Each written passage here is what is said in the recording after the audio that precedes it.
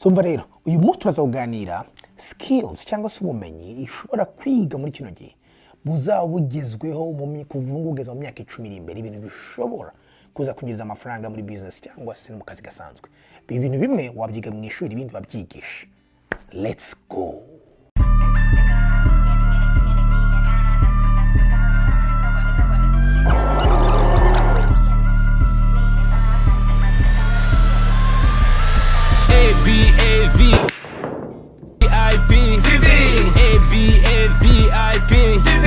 Turn your dreams to reality. Think different, leave a legacy. Yes you can, yes you can, yes you can, yes you can. If you see it, you can have it in your pocket. ABAVIP TV, ABAVIP TV. Now Coach Gael. Hello Abavip, murakomeye meze neza, nongeye kubasuza cyane. Ahangaha yours truly Coach Gael, nkuko mubizi iki kiganiro cyo kwiteza imbere business ndetse na entrepreneurship. So uyu munsi turaganira bikomeye cyane Abavip, shako muza gutega amatwi tukaganira. Murabona isi irahinduka buri munsi, isi irahinduka, ubu bintu byari biriho ejo hashize mu myaka 10 ishize, ubu ngubu si bihari. So niyo mpamvu market zirahinduka uko bigiye bigenda, ngo ibiriho uyu munsi biro birakora, ubuzi buriho, inganda ziro zirakora, business ziro zirakora, ubu ngubu zaba ziro zirakora mu gihe kiri imbere. So ntago rero byoroshye kuvuga ibintu bizaba, ariko cyane cyane iri umuhanga ukigaho bavuye, hanyuma ukiga trend biriho biravuga ngubu ubasha kubona ibigiye kuza. Niyo mpamvu muri cyo kiganiro uyu munsi turazaganira kuri skills cyangwa se ubumenyi cyangwa se knowledge mbona zishobora kuzavamo akazi mu myaka 10-20 iri imbere, cyangwa se skills zishobora kuzavamo za business mushobora kuzakora mu myaka 10 iri imbere. So ibi ni ibintu bikomeye cyane, nta muntu ashobora kwibaza mu myaka ishize yuko akazi nko kuba umu influencer kuri social media ari byo ushobora kubirobera hema amafaranga menshi cyane muri 2021-2022. Can you imagine? Ubu ngubu abantu nk'aba ngaba bapostinga kuri za TikTok ibi bakahembwa kuri post mu 150, abandi bahembwa millions na millions. Why? Hari ibintu byabaga kiriya gihe internet yari iraza, social media ziraza, abantu batabana kino gihe ariko bayibonye uba taking advantage. So izi skills rero uramurikira cyane cyane umuntu kiri mu ishuri cyangwa se naho uri hose ushaka kwiga izi skills nuziga, you won't regret it, you won't regret it. So reka tuzitangira izi skills muzirebe izarizo.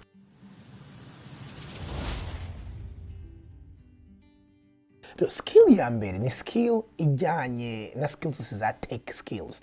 Ibi ni ibintu bijyanye na computer. So nuvuga ngo abantu bamwe nange mudakuri ibya computer ni mu ndimi maze kumva ama skills yanyu, ariko ibingibi nabyo ni by'abantu bari muri field ya computer cyane cyane. So ikintu cya mbere hanga twavuga muri tech skills ni kijyanye na AI, artificial intelligence. Iyi ngiyi ni system yose actually ijyanye no kubasha kuba wakora no kuba wa implementing izo ntu za AI. AI bishatse kuvuga iki? Ni ubwenge bashira mu machine cyangwa se ubwenge navuga buri artificiel, donc bashira gukora mu computer. For example, ngira ngo umuntu byumve neza, ni ngiyo murebye amarobo ko abakora ibintu, ahindura ibintu, akora ibintu, donc ni nkaho abakurikiza amabwirizwa bamaze kwinstalamo. Yo ni AI. Urugero, abantu benshi mufite telefone murabizi yuko muri iPhone Siri muramubaza, hey Siri, you know, what's the weather today? Akagusubiza, you know. Iyo ngiyo ni AI. Ubu ngubu barakora imodokari nka za Tesla ubuzimwe na zimwe, hari ahantu zishobora kwitwara ikisohora. Kuko iyi modoka niba ngo ifite ubwenge muri artificiel, ubwenge butaba mu muntu, ahubwo ubwenge buva muri computer, buva muri iyo system. So icyo ni ikintu gikomeye. Hano isi iragenda. Iki kintu cya AI gigiye gukuraho ubuzi bwinshi mu gihe kiri imbere, kandi cyatangiye ni ikintu cyabaye accelerated cyane kubera covid. Nuvuga ngo ibintu byinshi impamvu biro birasimburwa n'amarobo, ubuzi bwinshi birasimburwa n'amarobo mu gihe kiri imbere, nuko amarobo yakora ataruha kandi agakora ibintu byinshi biri accurate mu gihe gitoya kurenza umuntu. So ibi ni very very important. Sinovuga ngo ibi bintu ushaka kubyiga hari actually nakora some research, nabonye ko hari AI engineering degrees, ibi byose ushaka usanga bijyanye n'ibintu byo gukodinga, n'ibintu bijyanye byose no kuba designing za software programs. So ibi byose ni ibintu ushobora kwiga uri muri university, abantu cyane cyane muri please ni ushobora kwiga, hanyuma bikazaba ibintu bikomeye. Actually hari ejo bundi hari umunyarwanda twaganiriye, numva ngo hari ibintu bijyanye na robotics, narabikunze cyane. So this is really the future. Amakiri kuri tech skills, ikindi kintu muri cyo ngicyo ni ikintu cyose kijyanye na cloud computing. This is very very important. Ubundi murabizi kera twabaga dufite amatelefone, telefone nkingi ugasanga ifite storage, ugasanga nyine yiguze kuko ufite storage, ngo ufite storage gigabyte 5, gigabyte 10, ugasanga wafotora inshuro zingahe, ugasanga telefone very slow kubera yuko amanu ze yashize, storage yashize. Ubu nguru hari a new way. Ubu ngubu basigaye bakora ntabwo tugisavinga information zacu, data zacu kuri physical storage ya telefone cyangwa se ya computer, ahubwo ubu basigaye bazishira kuri cloud. Ni ukuvuga ngo babishira ibintu kuri internet mu bicu, mu kintu twita igicu. So niyo bita cloud computing. Iki ni ikintu gikomeye cyane. Actually aba big players bo baragenda babijyamo right now. Dufite ama clouds system, hari cloud system, cloud storage y'ama company akomeye nka Google, nka Microsoft yitwa Google Drive, actually ya Google, tuzi OneDrive ya Microsoft, tukagira iz Amazon Drive. So donc ubu ngo AWS. So right now dufite aba big players bo barajya muri ikintu niho future. Turabona ama companies menshi, ubundi kugira ngo ukore company wagomba kugira servers, ukagira icyumba kirenze kiregi, ugafata nka niveau yose muri etage ukayigira y'ama servers kugira ngo ushireho ama storage yawe, ushireho ibintu byawe ubika by'amadara.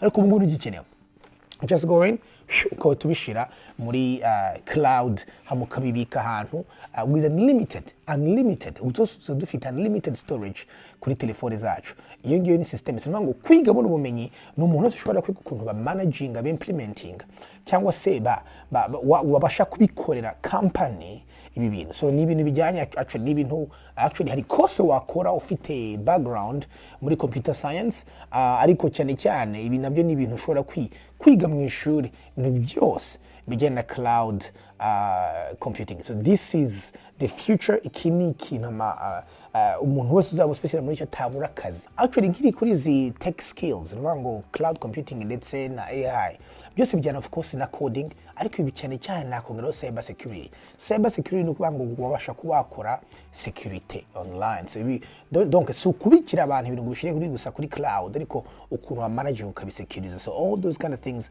ni areas mbona zidashobora kubura akazi mu gihe kiri imbere, kuko ibintu byose bigiye kuba kujya muri aho ngaho. Nakano kane kitwa ethical hacking, abantu bari muri ibintu nk'ibi ngibyo bintu barabyumva cyane. Ini skill ya kabiri ni skill vraiment itangaje, ko ni skill umuntu wese yakwigisha mu rugo iwe nta kintu kimwe. Iki ni ikintu cyose kijyanye na video and audio producing. So iki ni ikintu gikomeye, sima ngo kuba wabasha gufata amashusho ukaeditinga hanyuma ukanaya producing. Iki ni ikintu gikomeye byatangiye kuba ngubu, ariko ni na future for the next 10, 20, 30 years, ku buryo abantu bazabasha kuba abambera experts muri bino bintu, muri video producing. Future yabo unlimited. Ubundi kera kugira ngo ubashe gufata ama video, ubashe gukora filmmaking, yabaga ari bisa ibintu birebire by'ikamera bingana gutya, amamiliyoni y'ama equipments, ibintu birebire, kugira studio ama lights n'ibiki. Ariko right now with the good phones dufite n'utu microphone tracks ushobora gukora a good video, ukaeditinga, hari ama edit software ushobora gukoresha ukabasha kubakora ikintu cyiza.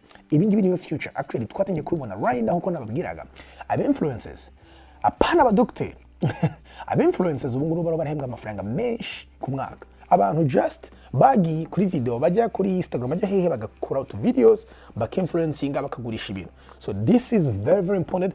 Ubu abantu bose ntibagishaka gusoma, abantu bose bashaka kureba. Ugomba kugira presence online uri company runaka. Ubu companies zigeze zifite tu video z'ibintu bikora, hanyuma zikadushira hariya. So nuvuga ngo uri umuntu wiga bino bintu wakwigisha mu rugo. Hari amakosi menshi ari online for free, ni utuntu ushobora gukora ku buryo ushobora kuba good video producer, ukazikorera abantu utuntu ngutwo ukabashira hari ukabacururiza. So this is a skill uko tugenda tujya digital idashobora kubura akazi for the next 15, 20 years. Actually nkuko mubibona mu social media yose ubu ngubu, uraribona za TikTok, YouTube, bose na video ibyo bintu birebwa cyane kuruta ibindi bintu. Actually right now urebye neza kuruta n'amateleviziyo. So ikindi kintu nka za Instagram zizatangiriza ama pictures. Ubeje bundi actually ya CEO wa Instagram yavuze ukuntu Instagram igiye gushiftinga, igiye kuba more of like a video sharing app, kugira ngo ama pictures gusa. Actually nejo bundi narumiwe na checkinze my Instagram account, sanga bampembera ama video nshizeho, apana ama pictures nshizeho. Bivuze ngo iyi ntuze iyi world y'ama videos producing ni igiye guteking over isi. So very very important. indi skill rero ikomeye cyane ikomeye actually yo simbona yari ikiri skill uyu munsi yahoze na skill ariko na skill zakomeza actually yo simbona kuntu baza replacinga ni ikintu cyose kigiye n'ama soft skills rero bari ibintu birimo nka leadership, kubasha kuba wa sellinga, kubasha kuba wa motivatinga, kuba wa influencinga ukoresheje public speaking, ukoresheje kuvuga. Icyo ni ikintu gikomeye, it's a skill ikomeye. Actually, iyo skill ntabwo wayihamarumba ngo uzabikore, ntabwo wagira, that's a skill you need to learn. Actually kugira ngo uzabe a good influencer ntabwo bikuru utabasha kuvuga, utabasha kukimbira kamera ngo expressing nuza umenye communicating. So byose bijyana communication skills, bijyana na leadership, kubasha kuba managing abantu. Izi zose ni ibintu biri muri soft skills. So actually ibi ni ibintu ushobora kudevelop, buri wese ashobora kudevelop. Ese ushobora kubasha kuba managing abantu, ese ushobora kuba bahagarara imbere abantu ukaba convincing n'ururimi, ese ushobora kuba bahagarara imbere ugaselling yourself, ugaselling your products. Ibi ni ibintu, izi ni skills actually ubu ngubu zikenewe, kuko n'abandi bakeneye ama videos, n'abandi twahoze tuvuga mbere baba tech skills, bakeneye umuntu bagira a face kugira ngo aze avuge ibyo bintu imbere ya za cameras, hama umuntu influencing abandi bantu bose. So it's very important, izi ni skills ugomba kwiga. Actually public speaking ubu ni ikintu abantu batinya cyane, so that's why it's a thing that you can be coached on. So those are the things ni nyinshi cyane, mvuga leadership, sales, ni nyinshi cyane, kuba motivate, kuba influencer, ariko izi ni skills ugomba kwiga. Actually hanyuma akava kuri iyi skills hakagiye indi skills bijya kumera kimwe, ni skills y'ama languages cyangwa se to be able to communicate. So actually ubu ngubu aho teknoloji irajya, isi iragenda iba imwe. So ngo isi iragenda iba nk'umudugudu akantu gatoya. Ntibibatangaze nko kubona actually ubu ngubu dusigaye abantu bicara ngaha kuri computer yawe ugagura ikintu muri shimwa kikaza. So ntibibatangaze imyaka 5 10 iri imbere ibi bintu bigenda birushaho no kuba by'ukuri. Ugasanga no hari igihe hazajya hari opening muri South Africa, umuntu akapenga akazi mu Rwanda, cyangwa se azaba opening muri America, umuntu akora akazi mu Bushinwa. So ku buryo twese usanga isi yarabaye nk'umudugudu. This is niho isi irajya. So ku bantu bafite skill cyangwa se bafite impano z'indimi, this is going to be a valuable skill mu gihe kiri imbere. So harimo abantu bundi actually yewe siniyemera cyane ko ndi umuntu ufite impano y'indimi, akarimo abantu any language wamushira amana akabigiye gito yabasha kumenya ururimi. So that's a skill that's valuable. So ngo wisuzugura indimi, niba ukunda indimi, niba ufite impano yazo, please continue to cultivate yourself. Actually niba hari indimi 2-3 uvuga, komeza ube fluent muri zo, ntugire uri musuzugura, ntugire umusuzugura kubera ko right now utagize aho gukomeza uragaciro, komeza practicing. This is a very crucial skills atari imbere, kuko ubu tutobona ama translation apps menshi. Ubu bantu actually umuntu asigaye bari mu Rwanda ngo ngo muharubuze muri Centrafrique, ngo arubuze hehe, ugasanga na muri za Côte d'Ivoire, ugasanga wajya gutangiza business muri Centrafrique, wajya gutangiza business ahantu bavuga igifaransa, none se bavuga igifaransa uvuga icyongereza bizagenda gute? So maybe hari abandi bazakina abantu nkawe baza translating. So this is a very important skill mu gihe kiri imbere. Indi skill ikomeye ni mobile app design, cyangwa se tushizeho wenda tukongeraho na web designing, nubwo abantu benshi website muzitakira ikintu gikomeye. Ariko icyo nshaka kuvuga kuri mobile apps design ni uko ubu ngubu abantu bose bafite smartphones. Right now Africa iri mu continent ya mbere, ari gutakubira ama cell phones kuruta na America n'Uburayi. Can you imagine? So nshatse kuvuga yuko ubu ngubu hari need y'ama apps. So actually mwese yagiye muri telefone, ibintu bya mbere byuzuye bimara ubu ngubu muri yacu ntagara amafoto n'ama apps. Hari app y'ikintu, hari app y'iki, hari app y'iki, wasigaye na apps zikibutsa gukora sport, apps zikibutsa kunywa amazi. Hari apps z'ikintu cyose. So novuga ngo iyi ni skill ushobora kwigisha umurwi wawe course y'amezi 3 ukabasha kuba producing to up to runaka, as long as ufite good idea y'ikintu ushobora gukemura, hama ugakora app yacyo, icyo kintu gishobora kuba ikintu gikemura. So iyi ngiyi bijyana n'indi skill yo gukora user interface. User interface actually sinzi niba mwese muzi ikintu nka Netflix cyangwa se muzi ikintu nka Nuza. Iyo ugiye muri app nkiri, hari ahantu ugera nyine ukabona urinjiye bakora ukuntu sign ukuntu ra movie n'iki byose, rimwe na rimwe hakajya mu zindi website cyangwa izindi apps ukabona biragoye cyane. Niyo ibyo bintu bitandukanye. Ngo apps zishobora kuba zikora kimwe muri back end cyangwa se aho tutabona, ariko aho ziba zitandukanye kuri user interface. Donc user interface ni hahandi icyo kintu kiguhuza na bya bindi bigize app, ku buryo ushobora kubasha kujya muri app, kujya muri website ukayasoma mu buryo bworoshye, ukabasha gukoresha mu buryo bworoshye. Ibyo hari ubuhanga byo bubikora. Ibyo nabyo hari ubuhanga bubikora. Actually ni ibintu it's course nayo ushobora kwiga. Ukabasha kuba wa umuhanga mu kuba wareba computer z'abantu, ugahindura interface yawe, kuba wareba ama apps y'abantu, ugakora interface y'abantu ku buryo interface yorohera umukiriya akaba abasha kujyamo, akabasha gushakisha, akabasha kubona ikintu ashaka mu buryo bworoshye. So ibi ni ibintu bikomeye. Please mbasaba abantu mukiri batoya right now, actually abantu benshi bagiye tujye tuganira, yes, nta mafaranga ufite, nta mutaye mfite, ariko please niba ukiri mutoya nta mutaye ufite, ako please igize skills. Hanyuma indi skill rero, of course ni skill yahoze kuva kera kandi still iyo ntabwo nayo ishobora kuvaho, ni skill ya healthcare. So actually abantu bose bagiye biga ibintu by'ubuganga, ibintu byose bya nursing, by'ubuforomo, ndetse byose no kuba professional type muri healthcare. So ngo turavuga abantu ba DSP muri Amerika, aba psychiatrist, abantu batandukanye, all those kind of things, all those kind of professionals bafasha mu buryo bwa healthcare, mental health, all those kind of things. This is an industry that's here to stay.